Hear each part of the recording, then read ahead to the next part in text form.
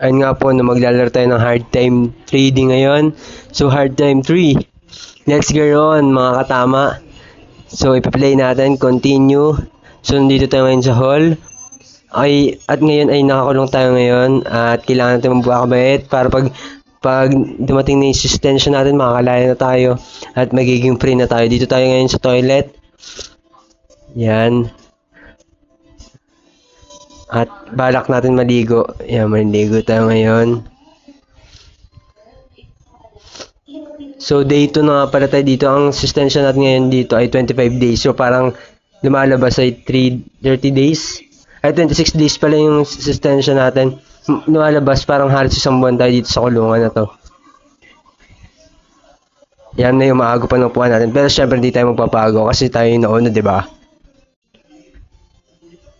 Baka magkaroon man ng away ito, magpapatrobol pa tayo, mga katama. So, kumakain tayo ngayon. Part 2 na to, try natin may pag-away dito sa hard time. Yan, nice natin yung table. Yan, nag-away na. Naipag-away na ako. Takbo ako ngayon. Punta ako sa toilet. Kasi talaga, kaya hindi maiwas ng away dito kasi nakakulong tayo. Maraming mga siga dito. Yan, nandito tayo ngayon sa hospital. Pasok tayo sa prison. Ang nga pala dito, North Block 13 pala ako, cell 13 ako. Ayun yung cell ako.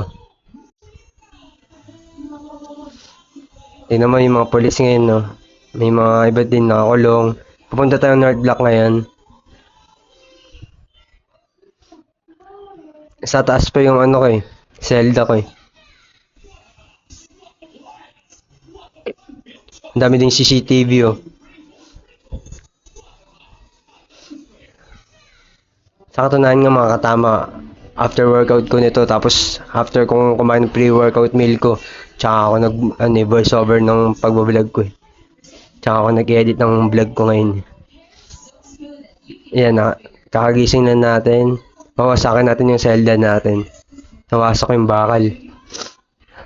Yung rehas. Nalaglag pa tayo sa ikalawang palapag.